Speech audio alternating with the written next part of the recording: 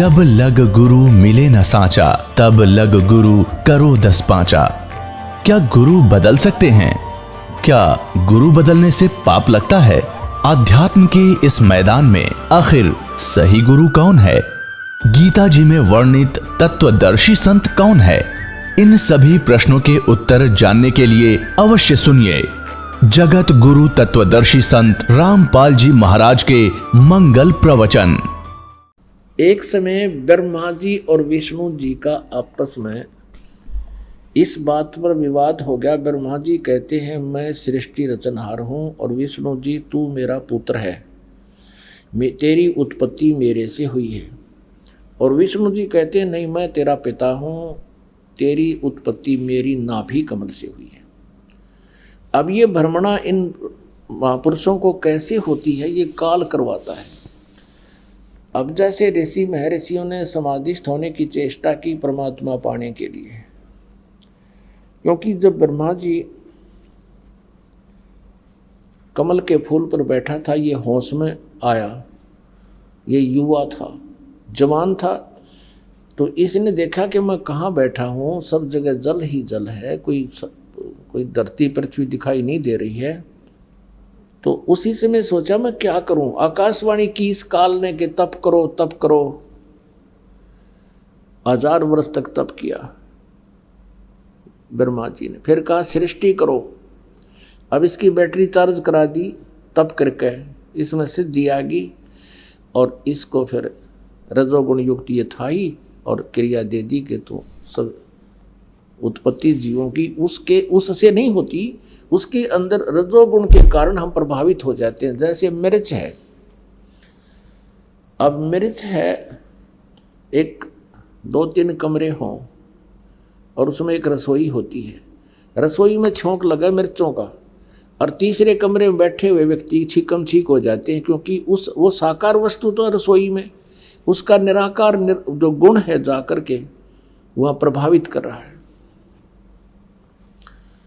ऐसे इन ब्रह्मा विष्णु महेश से निकल रही ये तरंगें हम सभी प्राणियों को प्रेरित कर रही हैं और उन्हीं के आधार से, हम तीनों के आधार से यहाँ अपनी अपनी क्रिया में विवश हैं करने के लिए। जैसे किसी ने शराब पी ली तो उसका बस की बात नहीं, वो कहीं कहीं पैर टेक कर कैसे बोल रहा, बांगा बांगा चाल है, ऐसे हम बांगे बांगे चालना हर और के में बोलना है, हमारे ये नशे हो रहे हैं। तो इस तीनों गुणों से ऐसे होगा।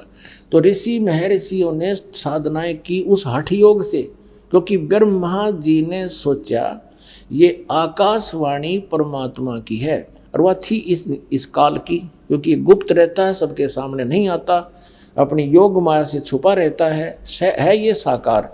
जैसे गीता जी अध्याय नंबर 7 के श्लोक नंबर 24-25 में स्पष्ट कर रहा है, ये अबुद्धि लोग, बेबुद्धि लोग यानी अज्ञानी जन समुदाय मुझको कृष्ण की तरह मनुष्य जन्म में आया हुआ मानते हैं। क्योंकि बोल कृष्ण में रहा था, कहता मैं कृष्ण नहीं हूँ,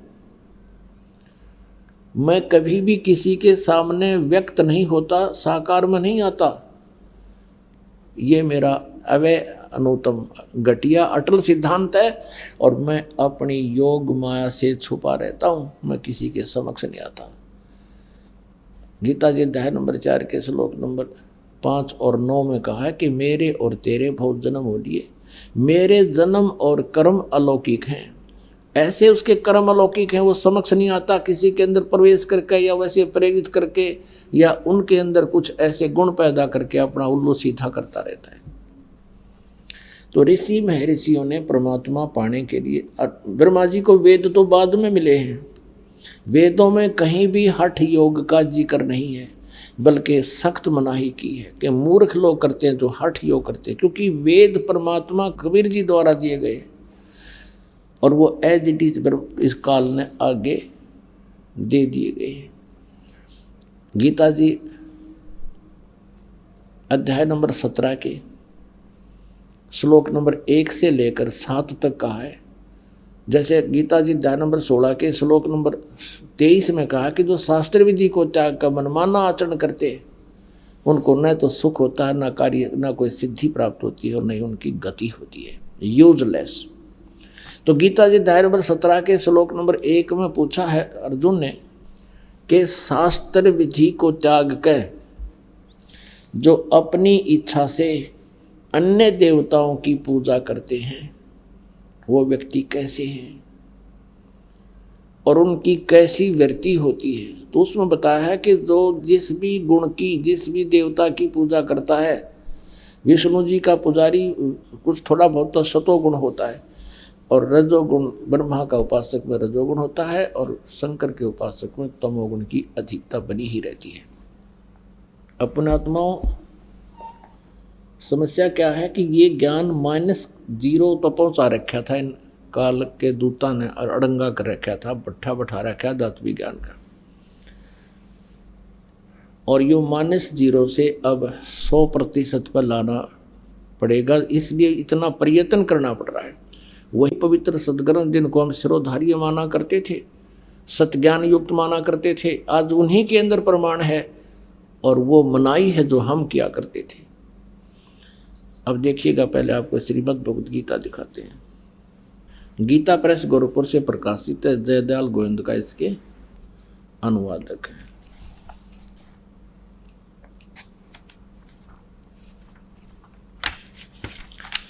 अब देखिएगा, गीता जी अध्याय नंबर 16 और श्लोक नंबर 23 में कहा है कि जो पुरुष शास्त्र विधि को त्याग कर अपनी इच्छा से मनमाना आचरण करता है, अपने मनमाने जाप करता है, मनमानी पूजाएं करता है, जो गीता और वेदों में वर्णित नहीं उसके विरुद्ध करता है, तो वह न सिद्धि को प्राप्त होता है, न परम गति को और न सुख को ही।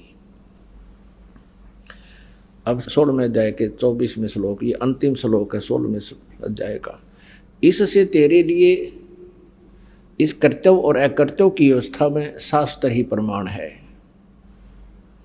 ऐसे जानकर तू शास्त्र विधि से नियत कर्म ही करने योग्य है। तुरंत ही अर्जुन ने पूछा।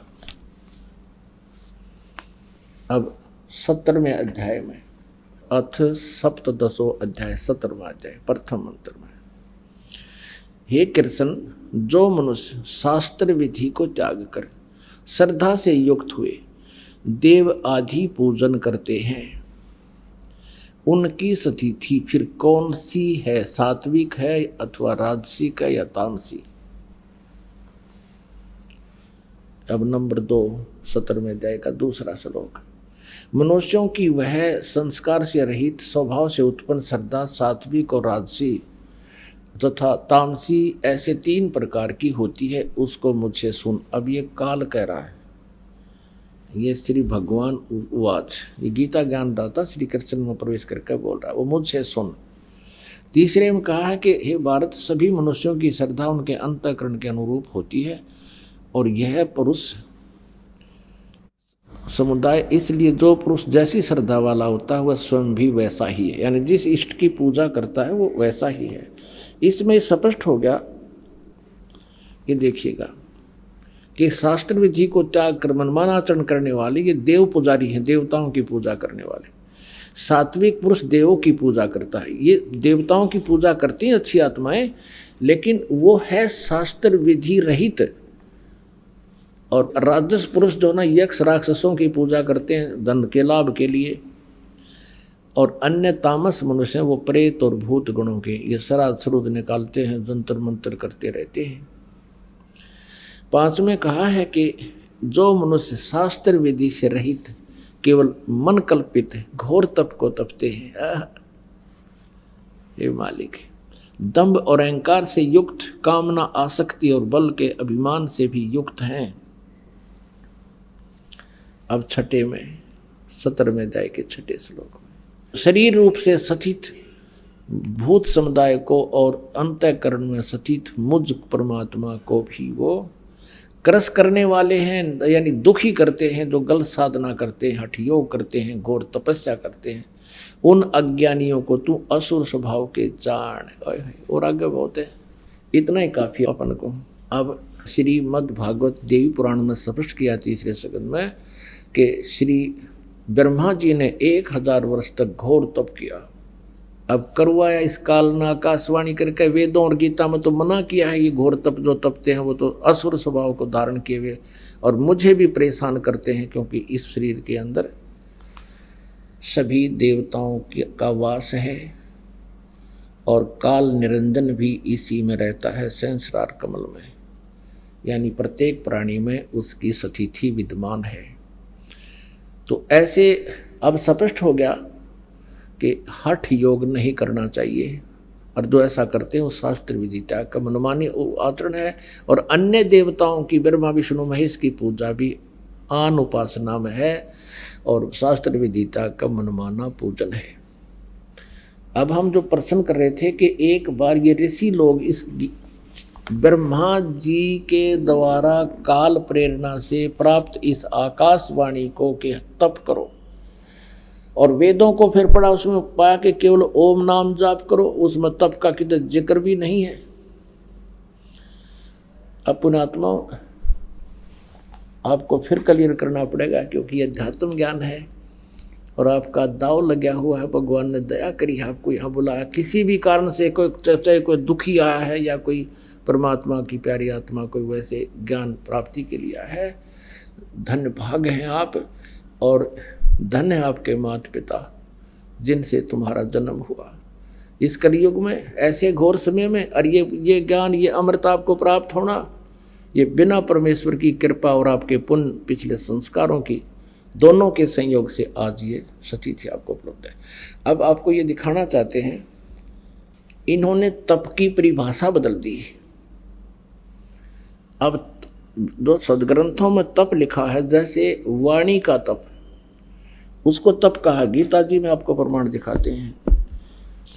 अब देखिएगा, अब इस पवित्र गीता जी में बहुत ही निर्णायक ज्ञान दिया है कि हमने अपने स्वाभाविक कर्मों को नहीं त्यागना है। जैसा ब्राह्मण, क्षत्रिय, वैश्य, शूद्र के जो कर्म हैं, इनको करते हुए भी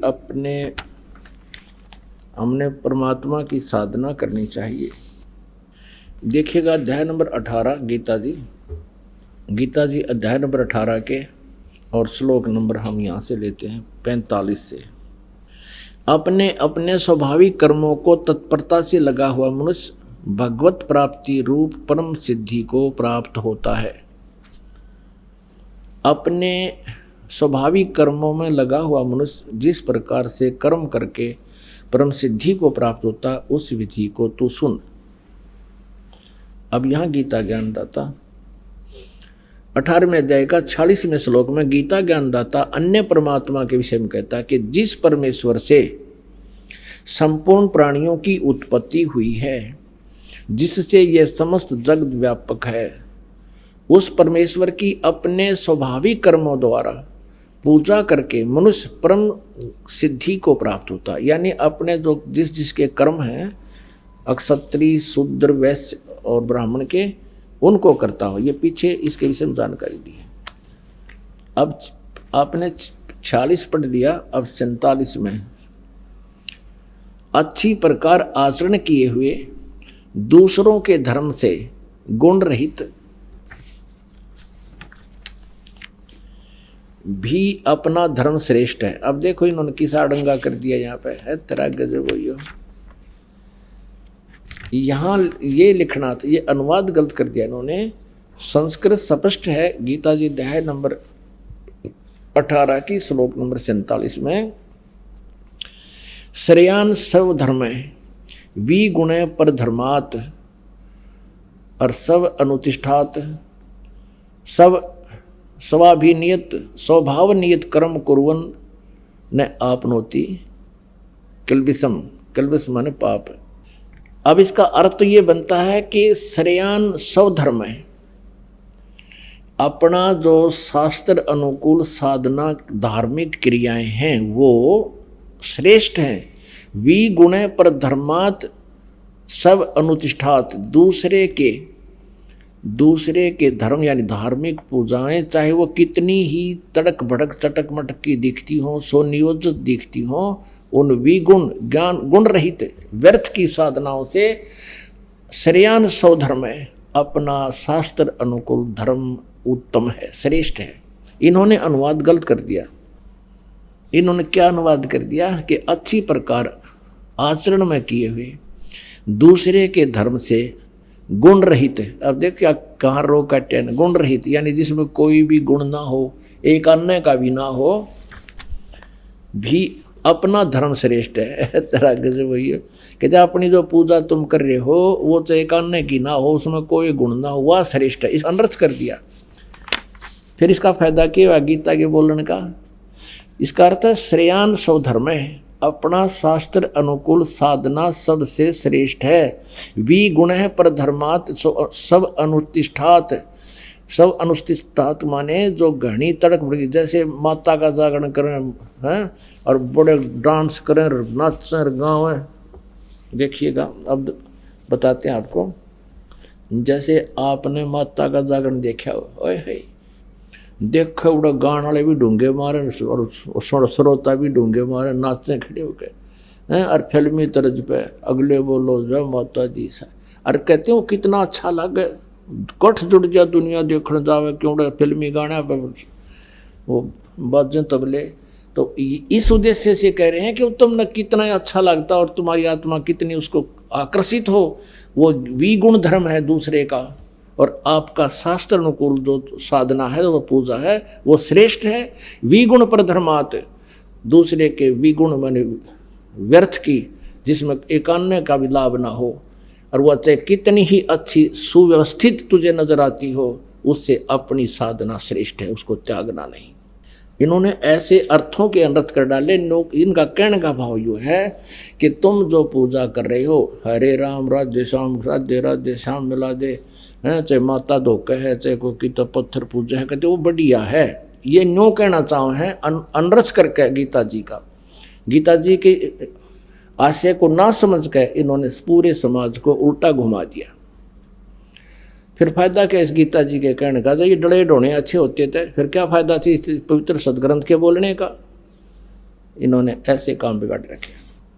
अब देखिएगा गीता अध्याय नंबर 18 का श्लोक नंबर 48-47 आपने पढ़ लिया। इसमें कहा कि कुंती पुत्र दोष युक्त होने पर भी सहज कर्मों को नहीं त्यागना चाहिए, क्योंकि धुएं से अग्नि की भांति सभी कर्म किसी न किसी दोष से युक्त हैं। 49 में कहा है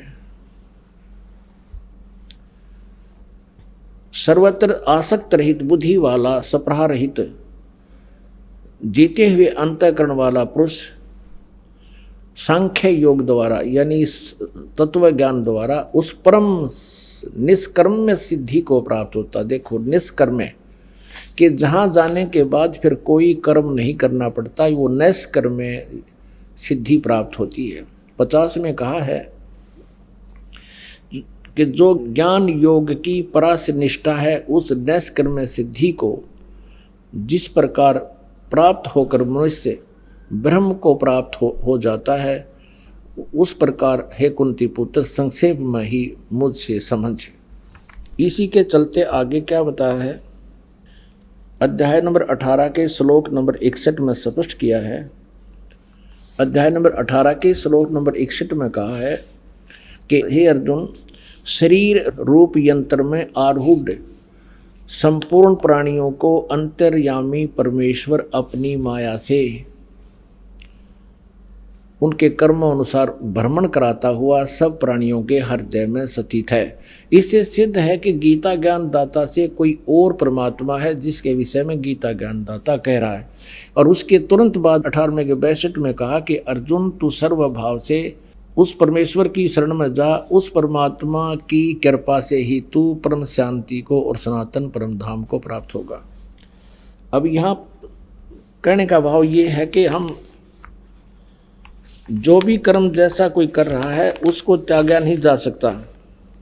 अब देखिएगा अध्याय नंबर 17 के श्लोक नंबर 14, देवता, ब्राह्मण, गुरु और ज्ञानी जनों का पूजन, पवित्रता, सरलता, ये ब्राह्मण का अर्थ है यहाँ तत्वदर्शी संत। सरलता, ब्रह्मचर्य और अहिंसा शरीर संबंधी तप कहे जाते हैं। अब ये तप जो है ना, ये अन्य प्रकार के तप बताए हैं कि जैसे आप परम संत की शरण में आ गए और गुरु जी की सेवा के दौरान जो आपको यहाँ कोई भी किसी प्रकार की भी जो कठिनाई महसूस होती है और अहिंसा आदि शरीर संबंधी तप कहे जाते हैं। ये तप हैं जो क्रिया साधनाएं करते समय, जैसे गुरु जी की सेवा करना है, धार्मिक अनुष्ठान कराने, ऐसे। आगे देखना 15वें में क्या कहा है।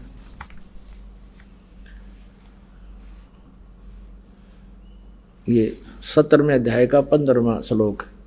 जो उद्वेग न करने वाला, प्रिय, हितकारक एवं यथार्थ भाषण है तथा वेद शास्त्रों के पठन पाठन एवं परमेश्वर के नाम जप का अभ्यास है, वही वाणी संबंधी तप कहा जाता है। यह इन्होंने अनुवाद थोड़ा सा गलत कर रखा है कि जैसे जो उद्वेग न करने वाला, प्रिय और हितकारक एवं यथार्थ भाषण है, यानी सत्य कहना, शास्त्रों के अंदर लिखे रहस्य को जनता के समक्ष स्पष्ट कहना, सत्य कहना, चाहे कोई गाल दे चाहे भूंडा बोले, वेद शास्त्रों के पठन पाठन, परमेश्वर के नाम स्वाध्याय अभ्यासन, परमेश्वर के नाम जप का अभ्यास, वही वाणी संबंधी तप कहा जाता है। जैसे परमेश्वर कबीर जी ने सच्चाई कही और उसमें बहुत विरोध किया गया, उस सत्य कहने के दौरान जो परमात्मा ने कठिनाइयों का सामना करना पड़ा, वो वाणी रूपी तप है। ये हठ योग तप नहीं, जैसे अब इस दास के साथ वही रिहर्सल हुई है जो परमात्मा के साथ 600 वर्ष पहले हुई थी। तो ये जो वाणी संबंधी ये तप है, ये हमें लाभ देगा। भगवान के नाम पर उसकी वाणी को सत्य ढंग से पेश करना, गुण रहस्यों को, वेदों और सदग्रंथों में लिखे हुए इन रहस्यों को यथार्थ रूप में भाषण करना, उसके प्रवचन करना, और उसमें जो भी बाधा और कठिनाई आती है, ये हमारा तप है, वाणी संबंधी तप है। जैसे राजा हरिश्चंद्र ने सत्य बोला और उस वाणी रूपी तप के कारण उसने कितने कष्ट उठाए, लेकिन अंत में उसका फल कितना अच्छा रहा। इस तरह के तपों का वर्णन है, इस हठ योग का नहीं है। ये देखिएगा अध्याय नंबर 17 का श्लोक नंबर 19 उसका फिर प्रमाण करता है, खंडन करता है जो ये हठ योग किया करते हैं। 17वें अध्याय के 19 में, जो तप मूढ़ता पूर्वक हठ से मन, वाणी और शरीर की पीड़ा के सहित अथवा दूसरों के अनिष्ट करने के लिए किया जाता है, वह तप तामस कहा जाता है। अब हमने ये स्पष्ट करना है कि जैसा कि गीता जी अध्याय नंबर 17 के 1 से लेकर 7 तक मंत्रों में यही स्पष्ट किया है कि जो शास्त्र विधि को त्याग कर मनमाना हठ और तप करते हैं, वो मुझे भी दुखी करते हैं और इस शरीर के अंदर विद्यमान सभी देवों को भी दुखी करते हैं, वो राक्षस स्वभाव के समझ। अब यहाँ गीता जी अध्याय नंबर 17 के श्लोक नंबर 19 में भी स्पष्ट कर दिया है कि जो शास्त्र विधि को त्याग कर हठ योग करते हैं, हठ करते हैं, वो अपना जीवन नष्ट करते हैं, वो शास्त्र अनुकूल साधना नहीं है। तो ऐसे ही जो ये ऋषि लोग साधना किया करते थे, तपस्या किया करते थे और वेदों को पढ़ा, उसमें से ओम नाम ले लिया। गीता जी अध्याय नंबर 8 के श्लोक नंबर 13 में गीता ज्ञानदाता ब्रह्म कह रहा है कि ओम इति एकाक्षरम ब्रह्म व्यवहारण माम अनुसमरण ये परियाति तदंदेहम सयाति परमाम गति। मुझ ब्रह्म का केवल एक ओम नाम है, और जो इसको अंतिम श्वास तक श्रवण करता हुआ शरीर छोड़कर जाता है तो ओम नाम से मिलने वाली परम गति उसको प्राप्त होता है।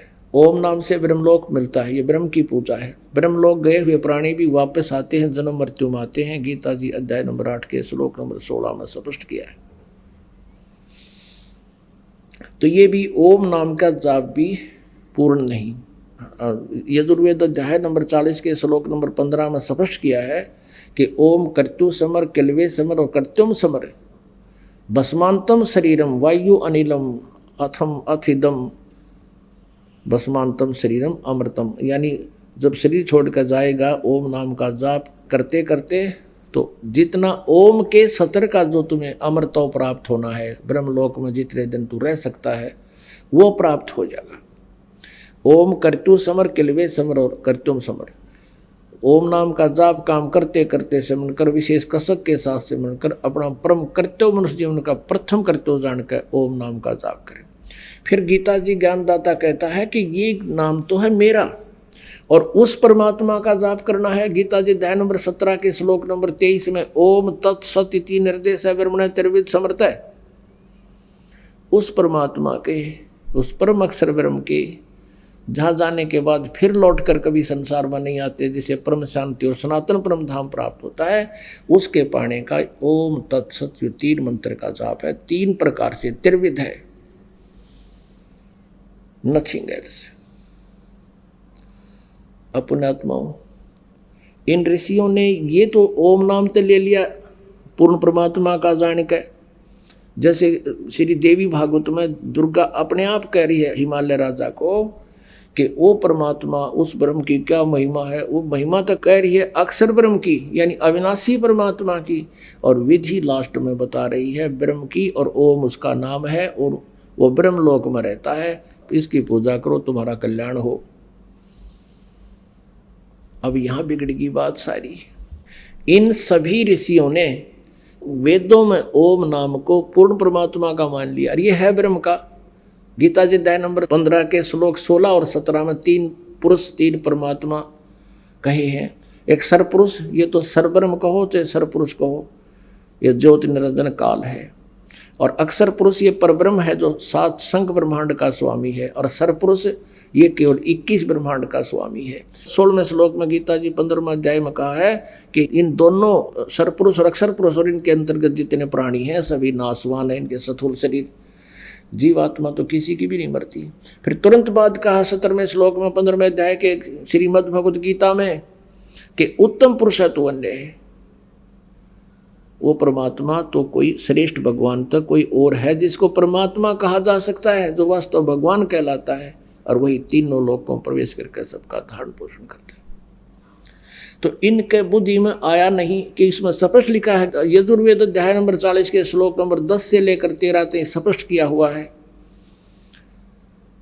कि कोई तो परमात्मा को संभवात्मा ने जन्म लेने वाला, कोई असंभवात जो उत्पन्न नहीं होता वो कभी भी निराकार बताते हैं।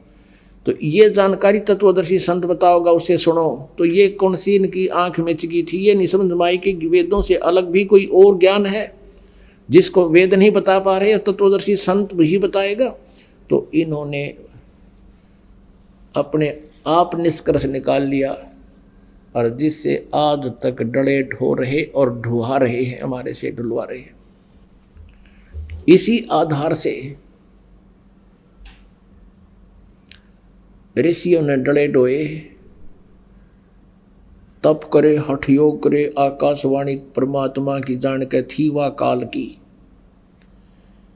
और वेदों से ओम नाम, उससे सिद्धियां आ गई। और जब वो साधना कर रहे थे तो किसी को तो इस काल ने ब्रह्मा जी के रूप में दर्शन दे दिया। तो जो साधक साधना कर रहा था उसने समाधि दशा में परमात्मा साक्षात हुआ, तो ब्रह्मा जी के रूप में, और बोला कि बोल क्या मांगता है, 1-2 हल्दी की गांठ देती सिद्धि। वो खुश हो गया और वापस समाधि टूट गई। ब्रह्मा जी के पास आया, आप ही परमात्मा हो, आप ही सर्वेश्वर हो, आप सारी सृष्टि के रचनहार हो, और मैंने समाधि दशा में आपके दर्शन पाए हैं। आप अपने आप को छुपाए बैठे हो, सब 20, 30, 50, 100 भक्तों को बता दिया ये खुद भगवान है। अब ब्रह्मा जी कूप कर दोनों फूल का कूपा हो गए, मैं भगवान हूँ, क्योंकि ऋषि ने कह दिया। ऐसे 10-20 ऋषियों को ऐसे काल ने प्रेरित कर दिया। उधर से इस काल ने प्रतीक्षा कर रखी है कि मैं अपने रूप में कभी किसी को दर्शन नहीं दूंगा, और ये चतुर्भुज रूप में ब्रह्मा और विष्णु और शिव जी के रूप में दर्शन देता है। जैसे किसी साधक ने साधना की, हठ योग किया, उसको विष्णु जी के रूप में दर्शन दे दिए और पूछा बोल क्या मांगता है, 1 हल्दी की गांठ उसने दे दी, 1 सिद्धि उसको दे दी। जैसे अगस्त ऋषि ने सारे जीवन में डले ढोके एक सिद्धि प्राप्त कर ली कि सागर पी लूँ सारा, 7 समुद्रों को पी जाऊं, और वो उसने कलाबाजी दिखा के प्रभु पा किया, सारा जयकार होगी कि 1 घूंट में अगस्त ऋषि जी ने सारे 7 के 7 समुद्रों को पी लिया। हो गया आंडी पाक गया, फिर क्या हो गया पी लिया तय, हो गया अमृत पानी के पीण तय, थोड़ा पी लेते सारा पी ले, बात यहाँ बिगड़ी रही। तो ऐसे ही फिर इसने विष्णु रूप में दर्शन दिया इस काल ने, क्योंकि इसने प्रतिज्ञा कर रखी है मैं अपने वास्तविक रूप में कभी किसी के समक्ष नहीं आऊँगा। आपने गीता जी अध्याय नंबर 7 के श्लोक नंबर 24 और 25 में स्पष्ट पढ़ा। फिर देख लीजिए बच्चों, ये एक किस्म का लेक्चर है और आप स्टूडेंट हैं, आध्यात्मिक विद्यार्थी हो, और दास एक आध्यात्मिक टीचर है। आपको सारा सिलेबस उंगलियां पर हटवा दूंगा, कुछ दिनों में देख लेना। ये वही श्रीमद् भगवत गीता अध्याय नंबर 7 के और श्लोक नंबर 25-26 में ये स्पष्ट कह है कि मैं किसी के सामने को नहीं आऊँ। मन ने कसम खा रखी, मेरा अटल संविधान है, अनुत्तम घटिया सिद्धांत है मेरा। 7वां अध्याय श्रीमद् भगवत गीता, और यहाँ देखिएगा 24वें श्लोक में, अव्यक्त व्यक्तिम आपनम मन्यते माम अबुधे, ये बेबुद्धि के यानी बुद्धिहीन प्राणी मुझ अव्यक्तम को व्यक्ति मानते हैं, कृष्ण मानते हैं, कृष्ण रूप में आया मानते हैं। परम भावम अजानत मम अव्यम अनुतमम, ये लिखा है बुद्धिहीन पुरुष मेरे अनुतम माने घटिया, अविनाशी माने अटल, इस परम भाव को न जानते हुए, अव्यक्तम, अव्यक्त माने जैसे सूर्य के सामने बादल छा जाते हैं उसमें वो छुप जाता है, अव्यक्त हो जाता है, लेकिन वहाँ साकार रूप में विद्यमान होता है। इन्होंने ये गलत किया है। मन इंद्रियों से परे मुझ सच्चिदानंद परमात्मा माँ को मनुष्य की भांति जन्म कर व्यक्ति भाव को प्राप्त हुआ मानते हैं। ये काल बोल रहा है, और अभी तक अनुवाद करता इन्हों सोचा करते कृष्ण कह रहा है कि मैं मनुष्य को ना, कृष्ण जी तक खड़े थे मनुष्य रूप में। ये बुद्धिहीन मेरे अनुतम यानी घटिया, अविनाशी यानी अटल परम भाव को, नियम को नहीं जानते कि मैं कभी किसी के सामने नहीं आता। मुझ अव्यक्तम, अव्यक्तम माम व्यक्तिम आपनम मन्यते, मुझ अव्यक्त को, मुझ छुपे हुए को मैं कभी किसी के सामने नहीं आता। मुझे व्यक्ति भाव में यानी मनुष्य रूप में, कृष्ण रूप में प्राप्त हुआ मानते हैं। आई एम नॉट कृष्ण, वो तो कृष्ण में बोल रहे थे, श्री कृष्ण में बोल रहे थे। अब 25 में स्पष्ट होगी ये कहानी, देखिएगा 7 में जाएगी। अपनी योग माया से छिपा हुआ मैं सबके प्रत्यक्ष नहीं होता। स्पष्ट कर दिया, मैं अपनी योग माया से छिपा हुआ मैं सबके प्रत्यक्ष नहीं होता। यह अज्ञानी जन समुदाय मुझ जन्म रहित अविनाशी परमेश्वर को नहीं जानता। मैं अपनी योग माया से छुपा रहता हूँ, मैं सबके सामने नहीं आता। तो आकार में तो है, छुप रहता है। अपनात्मा अब इस अध्यात्म ज्ञान को बड़ा आसानी से समझा जाएगा। तो ये इसके कर्म और जन्म ऐसे अलौकिक हैं कि मैं सबके सामने नहीं आता, और ये अज्ञानी जन समुदाय, ये मूर्ख मेरे अटल घटिया सिद्धांत से परिचित नहीं है कि मैं कभी किसी के सामने प्रत्यक्ष नहीं होता, अपना वास्तविक रूप में मैं छुपा रहता हूँ। इसलिए इन ऋषियों को इस काल ने ही अपने पुत्र किसी को विष्णु जी के रूप में दे दिया, और किसी को शंकर जी के रूप में दर्शन दे दिए। वो शंकर जी को भगवान सर्वेश्वर महेश्वर कहने लगे। कोई विष्णु जी को दर्शन दिए तो विष्णु जी को महेश्वर सर्वेश्वर सारी सृष्टि के रचनहार कहने लगे। उधर से विष्णु जी इस बात से और प्रभावित हो गए, खुशी मनाई कि मैं भगवान हूँ। तो इस देव ये ऋषि कह रहा है, दूसरा भी कह रहा है, तीसरा भी कह रहा है, 100 ने ऐसा प्रमाण दे दिया। तो इन दोनों को भ्रम हो गया कि हम भगवान हैं। इस आधार से एक बार ब्रह्मा जी गए विष्णु जी के पास, कहा कि मैं तेरा बाप आया हूँ बेटा विष्णु, तू खड़ा होकर मेरा सत्कार क्यों नहीं करता। विष्णु बैठे बैठे शेष शैया पर कहते हैं कि आजा बेटा, तू मेरी नाभि कमल से उत्पन्न हुआ है, मैं तेरा बाप हूँ, और बाप के सामने तू एक कैसे बोल रहा है। इस बात पर दोनों का लठ बाज गया। जूतम जूता, फिर हथियार निकाल लिए, फौज सेना आएगी, लाग गए लड़न बालकों की तरह। अब दास ये एक कंसेप्ट क्लियर करने के लिए आपको कितने ढेर सारी कथाएं प्रमाण देने पड़ रहे हैं। क्या मुल्ला माया मग में बैठी हंसा चुन चुन खाई, ये ज्योत स्वरूपी कहे निरंजन में ही करता बाई। और जैसा कि आपने इस शब्द में सुना, ऋषि मुनि निराकार बतावे, साकार कहे पुराण तने, अपनी महिमा आप गाई, जीव कहे भगवान तने। अपने आप तो भगवान बन बैठा, भगवान को भुला दिया तूने। इस कंसेप्ट को क्लियर करने के लिए पुराणों दिखाते हैं कि ये काल कहता मैं करता हूं और करता नहीं है, और विष्णु और ब्रह्मा जी को कहता है तुम भगवान नहीं हो। ये देखिएगा शिव महापुराण हिंदी टीका सहित भाग 1, और ये कहाँ से प्रकाशित है। इसमें संस्कृत और हिंदी दोनों हैं। श्री शिव महापुराण ये है विद्या अवरिधि पंडित ज्वाला प्रसाद जी मिश्रकृत हिंदी टीका सहित, खेमरा श्री कृष्ण दास प्रकाशन बम्बई। इतने अथ श्री शिव महापुराण भाषा टीका सहितम प्रारंभते। इसके देखिएगा, ये देखना, ये है पृष्ठ 11 पे विद्वेश्वर संहिता भाग 1 अध्याय 6 में यहाँ से शुरू होता है। नंदीकेश्वर बोले, हे योगिंद्र, आगे एक समय विष्णु भगवान शेष सैया पर अपने गरुड़ आदि पार्षदों से संयुक्त लक्ष्मी सहित शयन करते थे, यानी लेटे हुए थे। उस समय देखिए वे ब्रह्म ज्ञानियों में श्रेष्ठ ब्रह्मा जी अपनी इच्छा से वहाँ आए। सब प्रकार सुंदर सेज पर शयन करते हुए कमल लोचन विष्णु जी से पूछने लगे, तुम कौन हो?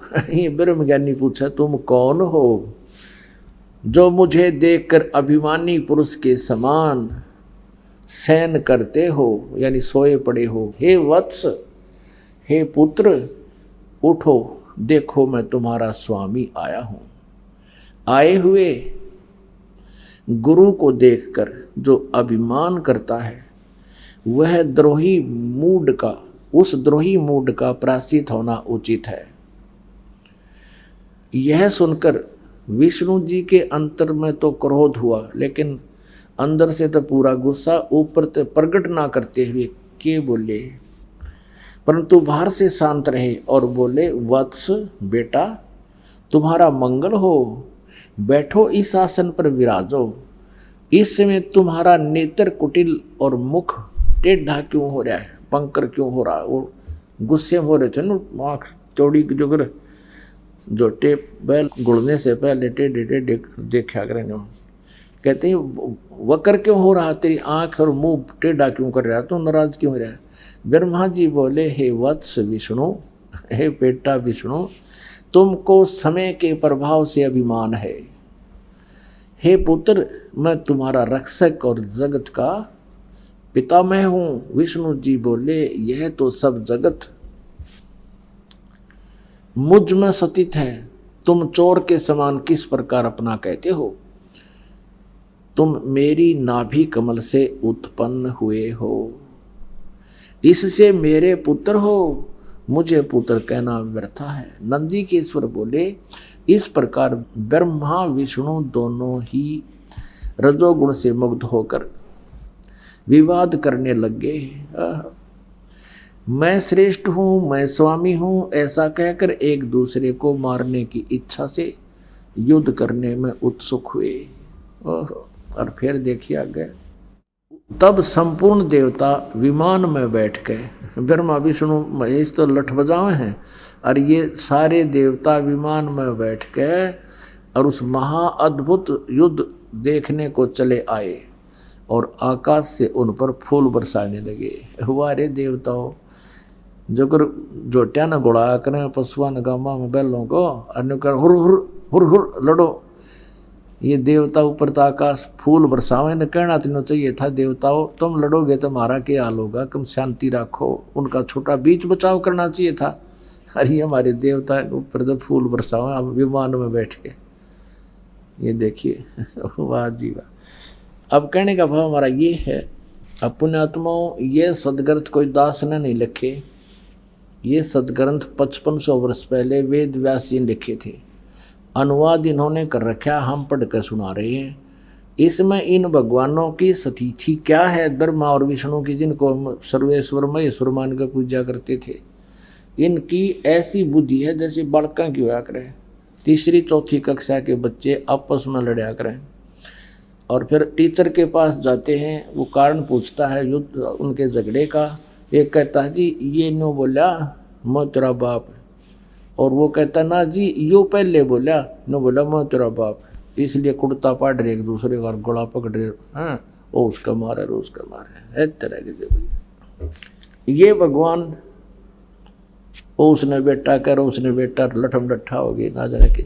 अब इनका पिताजी आ गया बीच में, इसने बीच में दोनों का जब युद्ध हो रहा था, इसने बीच में एक तेजो में स्तंभ खड़ा कर दिया जिसको शिवलिंग बोलते हैं, और वो तेजो में जैसे ये हीरे चमका करें ऐसा वो सीधा लंबा बहुत और छोर का नहीं, जैसे बहुत तेजो में स्तंभ पिलर सा खड़ा हो गया, जैसे बर्फ ने छोल छाल के मूड़ी के सा बना दें ऐसा समझ लो, बहुत लंबा चौड़ा। इस सतिथि का वो लंबा चौड़ा, तो वो लड़ाई करना तो बंद करके उसको ऊपर नीचे उसने ढूंढने लग गया इसका एंड कहाँ है।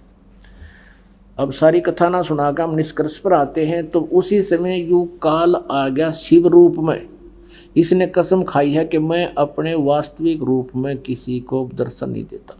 ये अपने पुत्र शिव जी का रूप धारण करके वहां आ गया, और इन दोनों से क्या बोला देखिए, ये है पृष्ठ नंबर 17 शिव पुराण और विद्वेश्वर संहिता अध्याय 9।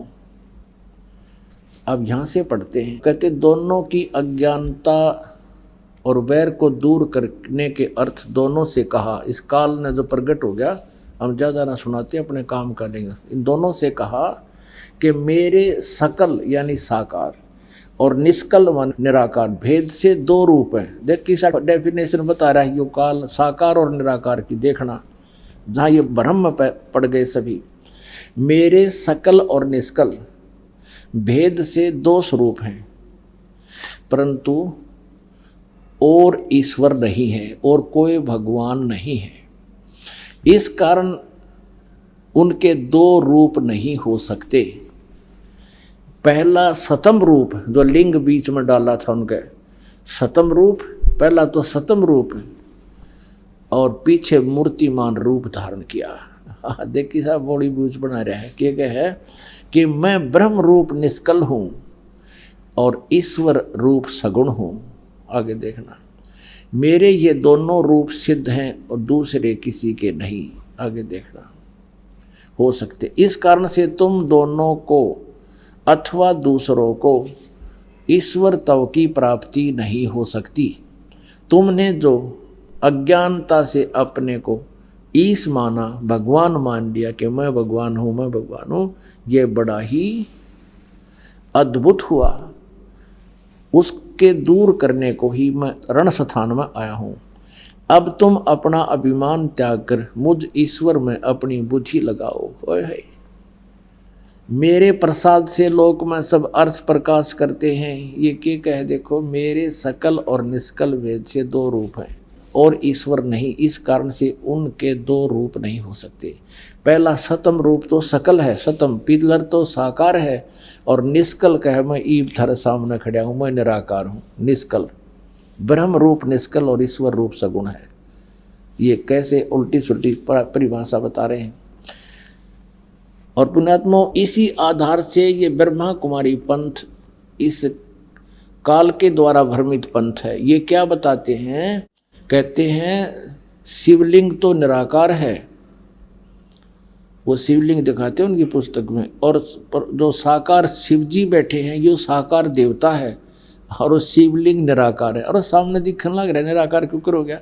ऐसे ये कह रहा कि सतम रूप तो मेरा सकल रूप है, साकार है, पिल्लरता है, और मैं निराकार हूँ जो ई ब्रह्म रूप में तुम्हारे सामने आ गया। अब देखो, अब हम अपने उस निष्कर्ष पर आते हैं आगे। ये क्या कहता है, ये भी सिद्ध करना है कि यहाँ ये काल बोल रहा है, ये देखिएगा। और इसमें ये भी स्पष्ट कर दिया कि तुमने ब्रह्मा और विष्णु ईश नहीं है, तुम भगवान नहीं हो। तुमने जो अज्ञानता से अपने को ईश माना यह बड़ा ही अद्भुत हुआ। उस फड़कने निकालने के लिए मैं तुम्हारे पास यहाँ आया हूँ, उसको दूर करने को ही मैं आया हूँ। अब तुम अपना अभिमान त्याग कर मुझ ईश्वर में अपनी बुद्धि लगाओ। मेरे प्रसाद से लोक में सब अर्थ प्रकाश होते हैं। यहाँ देखना ये क्या कहता है, मैं परब्रह्म हूँ। देव बकवाद घड़न लाग रहा, मैं परब्रह्म हूँ और मेरा ही अकल रूप है। ब्रह्म होने से मैं ईश्वर हूँ, अनुग्रह आज ही मेरा कृत्य है। सर्वव्यापी होने से और जगत के वर्धक होने से मैं ब्रह्म हूँ। हे ब्रह्म केशव, समतव और व्यापक होने से मैं आत्मा हूँ। मैं इस सब का ईश हूँ, यह मेरा है और मेरे सिवा किसी दूसरे का नहीं है। प्रथम तो ब्रह्म तत्व ज्ञान के निमित्त निष्कल ब्रह्म का प्रादुर्भाव हुआ है। अब आगे देख रहा 18वें पे 18 पृष्ठ। मैं अज्ञात रूप हूँ, पीछे तुम्हें प्रगट दर्शन देने के निमित्त साक्षात ईश्वर तत्क्षण ही मैं सगुण रूप हुआ हूँ। ठीक है, अब यहाँ तो ये 9वां अध्याय, ये 8वां यहाँ समाप्त हो गया। 9वां ये 10वां शुरू होता है। अब यहाँ कहता है, हे पुत्रो यह कृत आपने, हे पुत्रो ब्रह्मा और विष्णु को यह कृत आपने, यानी उत्पत्ति और स्थिति का आपने तप से प्राप्त किया है, जो कि सृष्टि की उत्पत्ति और पालन कहता है, सो मैंने प्रसन्न होकर तुम्हें दिया है। इसी प्रकार दूसरे 2 कृत रुद्र और महेश को प्रदान किए हैं। ये चौथा हो गया, 5वां बल्कि। रुद्र इसी के द्वारा उत्पन्न, ये 11 रुद्रों का मुखिया है, इसका ये पुत्र ही है। यही 2 भाग में 2 रूपों में काम करता है, तो इसीलिए इसको यहाँ 2 रूप भी कहे। तो एक ब्रह्मा, एक विष्णु और एक रुद्र, 11 रुद्रों के ऊपर भी यही कंट्रोलर है। और महेश इसका पुत्र, और बोलने वाला ये अलग है। परंतु अनुग्रह कर्त कोई भी पाने को समर्थ नहीं है। सो पूर्व के कर्म तुमने समय से विसार दिए, रुद्र और महेश ने उनको नहीं बुलाया। अब देखना, जैसे गीता जी अध्याय नंबर 8 के श्लोक नंबर 13 में ये गीता ज्ञानदाता बोल रहा है, उसी की पुष्टि आपको यहाँ मिलेगी। शिवपुराण के प्रश्न नंबर 19 पे अध्याय नंबर 10 में विद्वेश्वर संहिता भाग 1 में। इस कारण इस ज्ञान की सिद्धि के निमित्त ओंकार नामक मंत्र जप करो। ये देखिएगा, अभिमान दूर करने वाला सोई निज मंत्र उपदेश करते हैं। यह ओंकार मेरे मुख से उत्पन्न होने से मेरे ही रूप का बोधक है और महामंगल करने वाला है। यह वाचक है, मैं वाच्य हूँ। यह मेरा मंत्र मेरा आत्मा है, इसके स्मरण से मेरा स्मरण होता है। कौन सा? ओम के जाप का। उत्तर की ओर से मुख से अकार, पश्चिम के मुख से उकार और दक्षिण के मुख से मकार, पूर्व मुख से बिंदु और मध्य के मुख से नाद। ये 5 उत्पन्न हुआ। इस प्रकार 5 प्रकार से यह निर्गत हुआ। वह सब एक होकर ओम ऐसा एक अक्षर हो जाता है। ओम इति एकाक्षरम ब्रह्म व्यवहारण माम अनुस्मरण। गीता जी अध्याय नंबर 8 के श्लोक नंबर 13 का इसमें पुष्टि हो रहा है कि ये वो गीता भी ये काल ही बोल रहा है जो ब्रह्मा विष्णु महेश का पिता है। यह सब नाम रूपात्मक वेदभूत होने से कुल अर्थात क्षत्रिय पुरुष भेद से भौतिक शरीर वर्ग 2 का भेद वाला है। ये वह इसी मंत्र से व्याप्त है और शिव शक्ति का बोधक है। इस ओंकार से सब जगत का बोधक परवण उत्पन्न हुआ है। ओम और अकार आदि कर्म से अर्थात अकार से नकार से उकार से मकार से सी बिंदु व नाद से यह प्रकट हुआ है। और इस पंचाक्षर यानी 5 वेद से मृतका आकार से लर्पका अंतर से श्रो मंत्र से 4 मुख वाले त्रिपाद गायत्री हुई, उससे सब वेद उत्पन्न हुए आदि आदि। आगे देखो अपनात्माओं, ये संस्कृत हमारे पास उपलब्ध है, इसी की यहाँ संस्कृत उपलब्ध है कि अकार उत्तर पूर्व, मुकार पश्चिम से और मकार जो है दक्षिण से, बिंदु मध्य से, ऐसे ये संस्कृत है इसकी। तो ये एकीभूत होकर ओम इति एक अक्षरो अभवत, एक अक्षर अभवत, ओम इति एक अक्षर अभूत। और ये जो गलती इसमें कहीं भी ऐसा नहीं लिखा ओम नमः शिवाय हो गया, ये देखना।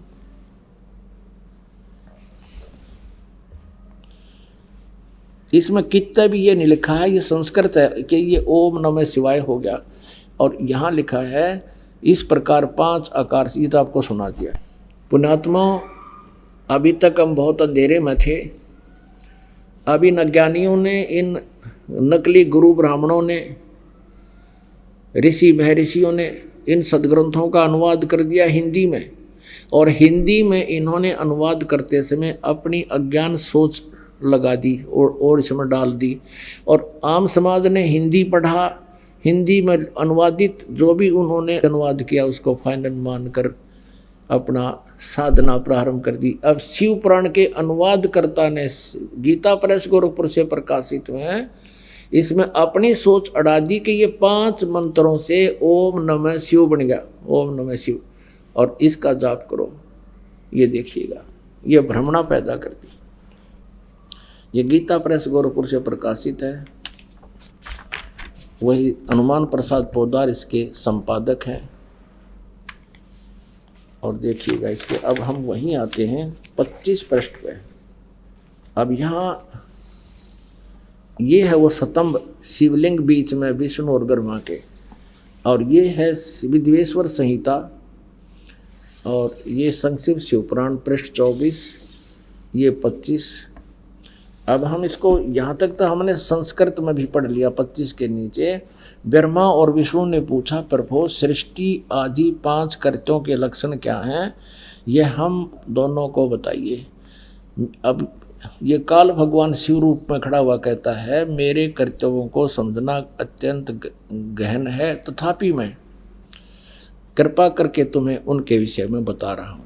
ये देखिएगा, ये 26 पृष्ठ पे। हे पुत्रों, तुम दोनों ने तपस्या करके प्रसन्न हुए मुझ परमेश्वर से सृष्टि और सतीथि नामक 2 कृत्य प्राप्त किए हैं। वो दोनों तुम्हें बहुत प्यारे हैं। और रुद्र और महेश्वर ने भी ये 2 अन्य संहार और तिरोभाव प्राप्त किए हैं। इससे सिद्ध है कि ये काल इनका पिता है, ब्रह्मा विष्णु और महेश का। अब ये आगे क्या बता रहा है यहाँ पर देखिएगा। मैंने पूर्व काल में अपने स्वरूप भूत मंत्र का उपदेश किया है, जो ओंकार के रूप में प्रसिद्ध है। वह मंगलकारी मंत्र है। सबसे पहले मेरे मुख से ओंकार यानी ओम प्रकट हुआ, जो मेरे स्वरूप का बोधक है, बोध कराने वाला। ओंकार वाचक है, मैं वाच्य हूँ। ये उसी संस्कृत का अनुवाद किया इसने।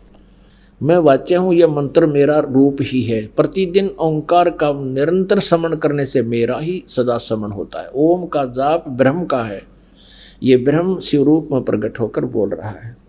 मेरे उत्तरवर्ती मुख से आकार का, पश्चिम मुख से उकार का, दक्षिण मुख से मकार का, पूर्ववर्ती मुख से बिंदु का, मध्यवर्ती मुख से नाद का प्राकट्य हुआ। इस प्रकार 5 अवयवों से युक्त ओंकार का विस्तार हुआ और इन सभी अवयवों से एकीभूत होकर यह परवण एक ओम नामक एक अक्षर हो गया। इस अनुवादकर्ता ने जो गलती की है यहाँ देखो, वह अकार आदि क्रम से और मकार आदि क्रम से कर्म से प्रकाश में आया है। ओम नमः शिवाय ये 5 अक्षर मंत्र है। अरे गधे, यू आर स्पष्ट कह रहे हैं कि इन 5 अवयवों से एकीभूत होकर ये ओम मंत्र हो गया। और इसने अड़ा दी ओम नमः शिवाय, ये अलग से अक्षर लिखे ना, ये संस्कृत में नहीं है, इसकी अपनी सोच है। तो पवित्र इन पुण्य आत्माओं ने इस ओम नमः शिवाय को देख लिया कि मूल संस्कृत में भी यही होगा, अनुवादकर्ता लिखा है, तो हमने ओम नमः शिवाय के रट लगा दी। ये बिल्कुल गलत मंत्र है। ओम नमः शिवाय शास्त्र विधि रहित मंत्र है, ये नहीं करना चाहिए। अपने आत्माओं, हम अब जो दास आपको आज का सत्संग सुनाने जा रहा था वो तो अब प्रारंभ करूँगा और 2 घंटे हो लिए, फिर भी 10-1 मिनट आपको ये अमृतवाणी सुनाता हूँ, इसमें बहुत सा बात क्लियर होगी। अब धर्मदास जी को परमात्मा जब मिले उस समय परमेश्वर कबीर जी ने उस प्यारी आत्मा को समझाना चाहा कि तुम कहते हो कि हम जीव हिंसा नहीं करते और तुम कितना पाप करते हो सारा दिन। जैसे आप जी जो साधना करते हो, आप पुण्य करते हो, धर्म भंडारे करते हो धर्मदास जी, उस धर्म का पुण्य अलग से लिख दिया जाता है आपके गुड अकाउंट में, आपके मस्तिष्क में, और धर्मराज के वहाँ पहुँच जाता है ऑटोमेटिकली उसके दरबार में। और जो तुम प्रतिदिन पाप करते हो वो भी लिखे जाते हैं। अब जैसे गीता जी में आपने पढ़ा कि जैसे कोई खेती करता है या कोई हवन करते हो, जैसे ब्राह्मण का क्रम है, वो सारा नहीं पढ़ा सके आपको, आप देख सकते हो उसमें, फिर कभी बताएंगे। और जैसे किसान का है, मजदूर है, कस्सी से मिट्टी खोदता है, किसान हल जोतता है, और ब्राह्मण लोग हवन आदि किया करते थे। जैसे भी अक्षत्री जो है अपना काम करते हैं। कहते ये सभी कर्म जो करते हो इनमें भी दोष है, लेकिन ये त्यागे नहीं जा सकते, ये करने ही पड़ेंगे। जैसे किसान है, परमात्मा कहते हैं 1 हलाई और 1000 कसाई जितना पाप 1 हाड़ी को होता है।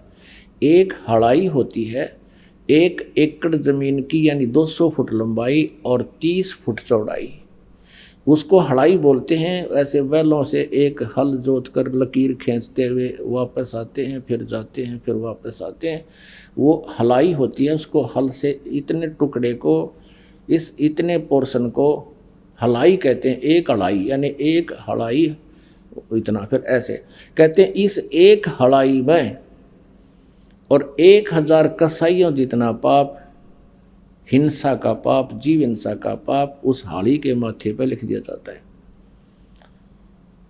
और फिर उससे जो पुण्य होता है उसमें उत्पन्न हुई, जैसे फसल कणक उत्पन्न होगी, गेहूँ उत्पन्न हो गया, वो जड़ गया, बाजरा उत्पन्न हुआ तो उसने पशु पक्षी खा रहे हैं, कुसुम झड़ गया, थोड़ा बहुत वो चींटियों का मुंह पड़ गया, कीड़े मकोड़े ने खा लिया, तो वो उसको पुण्य हो गया और वो पाप हो गया। और दोनों ही अकाउंट लिखे जाएंगे तुम्हारे उसमें। तो तुम्हारे विधान में जिन भगवानों की तुम पूजा करते हो उससे पाप अलग भोगने पड़ेंगे और पुण्य अलग। और परमात्मा कहते हैं मेरी जो साधना करेगा, जो मैं बताऊंगा, उससे तुम्हारे पाप नाश हो जाएंगे, पुण्य शेष बचेंगे। जैसे पहले, अब क्या होता है कि खेती में जैसे खरपतवार उग गया, तो खरपतवार को ख़त्म करने के लिए एक ऐसी मेडिसिन बन गई, उसको जब सिंचाई करते हैं उसको डाल देते हैं, वो घास को नष्ट कर देती है खरपतवार को, और फसल को हानि नहीं करती।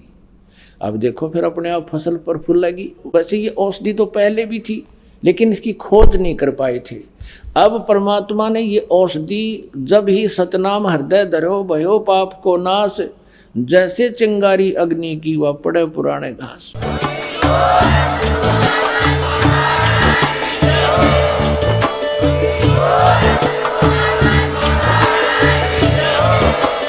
आप सुन रहे थे जगत गुरु तत्वदर्शी संत रामपाल जी महाराज जी के मंगल प्रवचन। अधिक जानकारी के लिए विजिट कीजिए हमारी वेबसाइट www.jagatgururampalji.org। संत रामपाल जी महाराज जी के शुभ आशीर्वाद से पूरे विश्व भर में 500 से भी ज्यादा नाम दीक्षा केंद्र हैं, जिन पर संत रामपाल जी महाराज जी द्वारा ऑनलाइन निशुल्क नाम दीक्षा दी जा रही है। अपने नजदीकी नाम दीक्षा केंद्र का पता करने के लिए संपर्क करें 8222880541।